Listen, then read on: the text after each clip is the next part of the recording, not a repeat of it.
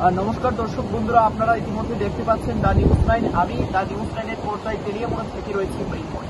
আপনারা অবগত আছেন যে গোটা ত্রিপুরা রাজ্যে বিগত 2 থেকে 3 দিন ধরে টানা বর্ষণ চলছে। আর সেই টানা বর্ষণের ফলে খোয়াই জেলার তেলিয়ামুড়া মহকুমার খোয়াই নদীতে কিন্তু জলস্রোত কিন্তু ইতিমধ্যে বেশ বৃদ্ধি পেয়েছে।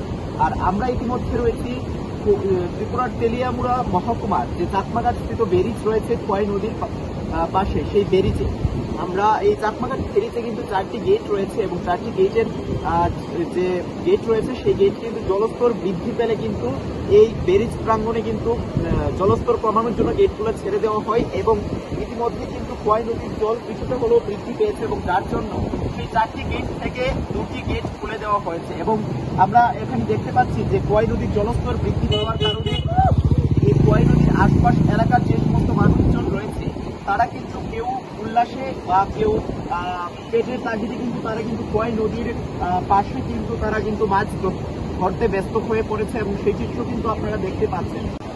এবং ত্রিপুরার যে আবহাওয়া দপ্তর রয়েছে সেই আবহাওয়া দপ্তর থেকে কিন্তু সতর্কতা জারি রয়েছে যে নদী এলাকার যে আশপাশে মানুষজন রয়েছে তারা নিরাপদ স্থানে অবস্থান করার জন্য, এবং যদি পরিস্থিতি অবনতির দিকে যায় তাহলে কিন্তু আর কিছুক্ষণের মধ্যে কিন্তু বন্যা হওয়ার সম্ভাবনা রয়েছে এবং সেই সতর্কতাও কিন্তু আবহাওয়া দপ্তর থেকে জারি রয়েছে।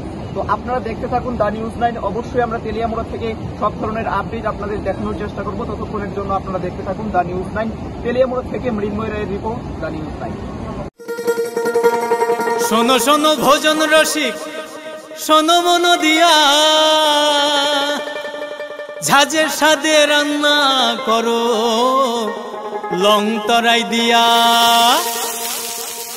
ইলিশ সর্ষে পোস্ত বাটা যেমন ইচ্ছে নাও, মালাই চিংড়ি মাংস কষা চেটে পুটে খাও, আহা চেটে পুটে খাও, আহা চেটে পুটে খাও।